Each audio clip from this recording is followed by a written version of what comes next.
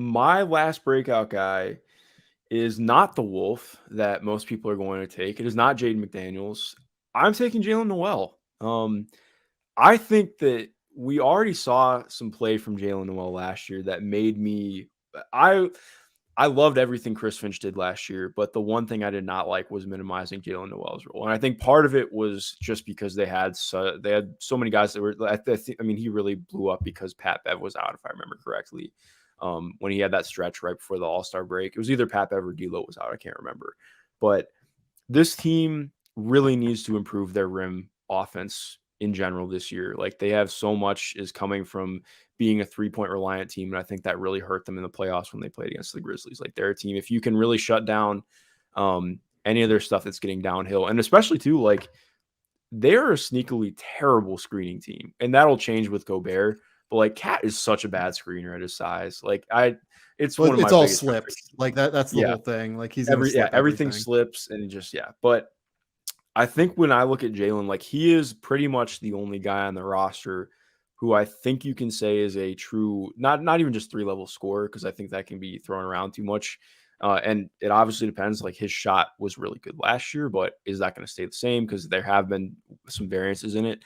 But he's somebody who has like the pacing, the tempo, the athleticism to hit all 3 levels, is a really good craft scorer around the rim. And more importantly, he just gets there. But then he's also a good enough playmaker to really, at least as a pick and roll read guy, like he's going to hit the corners if they're open. He has some manipulation to his game. And I really believe in him with a roller. Like that's who I'm most excited to see play with Gobert. Like obviously D'Lo, I think with Gobert is going to be essential, but I think especially in bench lineups, when you can see Jaylen Nowell hopefully take over that role as more of the backup point guard, even though he's more of a combo than a true point guard. But like I think that they really need that blend of having the ability to get to the rim with a ball handler, not just through dives and cuts, because it's just hard to live off that, especially in the playoffs. I believe in and like for as much as we get excited about like Anthony Edwards being like this power driver, he doesn't do it all that often. Exactly. Like, and I don't think that's going to change this year, because that's always been Ant. So it's like I just don't know that it's going to change. But like not to be like Ant's obviously very good, but we fucking love Anthony Edwards here. It's, other than some of the comments he makes that are disgusting, but like we love Anthony Edwards on the court. He is also a guy that tends to step back a little bit more than you want and doesn't like use the full force of his power athleticism in the way that you would hope. Jaylen Nowell, like if you, how much do you remember about Jaylen Nowell at Washington? Because that would have been like 2018, 2019. That's before that was even before I like really, right. So that's before I was covering basketball, but that's also before I like, was really like getting into scouting too. So I do not remember him from UW, but I have talked to people who said that they were fans of him at UW. So what he was, I also liked him at Washington. I think I had him at like 40 on my board, something like that, like right around that range. He was more of a mid-range gunner. Like that was his whole thing. Like he was like a mid-range assassin at Washington. And then his second year when he won Pac-12 Player of the Year, he kind of expanded out.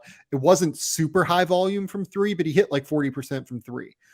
And then the next year he went into the G League after, I think he got drafted pretty late by the Wolves, if I remember correctly. I don't think he was undrafted. Yeah, he went 43rd overall. So he gets drafted in the second round by the Wolves, and they put him in Iowa, if my memory serves, because I think that was the G League team at the time. So he goes to Iowa and he hits threes at volume. Like I think he hit like 45% on like 8 threes a game or something like that. I'll look up the number here in a minute. But like, it was like, wait, like what did Jaylen Nowell do? Like, has he become like an actual volume 3-point shooter? And then the second year it was like, oh wait, like now he's adjusted into like being more of an attack oriented player. And then last year it was like, oh wait, no, he's like just slashing now. Like it's like a Jordan Poole kind of thing where when you watch Jordan Poole at Michigan, it was all threes and it was all like perimeter based stuff. And then really improved his craft as a ball handler and just started getting all the way to the basket and like was a somewhat below the rim finisher, but like creative in a way finisher too. Like, and he's really strong. It's been a weird like bump offs and stuff. Yeah, he's always had really good balance, which is why I think he like operated so often in the mid range as a Mhm. scorer at Washington. Like his balance has always been really, really high level, which has allowed him, I think, to transition that into being like such a threatening ball handler a lot of the time. I love Jaylen Nowell. I'm so glad you brought up Jaylen Nowell. He's not really someone I thought about for this. And like that's on me. I kind of love Jaylen. Yeah, interesting. It's been an interesting trajectory for Jaylen, I would say, because if he is like a 30, you said like he's like you don't want to say 3 level scorer lightly.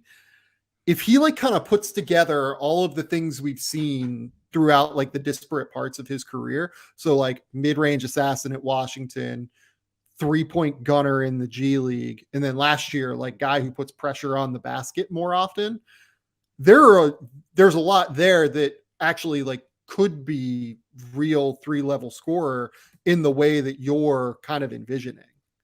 Yeah, exactly. And I think if he's able to, like, if the shot, because I mean, what made it impressive, like, he was good as a catch and shoot player. He was doing stuff off the dribble really well. If Yeah. he's able to do that in similar volume this coming year, and is able to just, I think obviously the defense needs to tighten up. I think that was why he mostly got crunched out of the rotation last year. He's never I really do been good think, on that yeah, end either, for what it's and I worth. think that there's room for it to at least improve, like marginally at least, so he can be, closer to Yeah. being at least like a slightly below neutral defender instead of being like a pretty bad defender.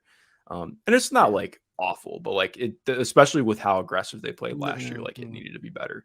So I'm interested to see He's what pretty that can bad. look like this year. But he's somebody I would bet on because I just like having guys who are capable of scoring like that and Yeah. being a real playmaker too. Like that's like not that he's going to. I wouldn't necessarily say that he's going to become a starter in the NBA, but I think if he's able to really continue developing his shot out the way that it has, like, yeah, that's a guy that's going to get paid close to starter money. So I'm interested to see And how it plays that's out. the big thing that I was going to bring up. You brought Yeah. up getting paid.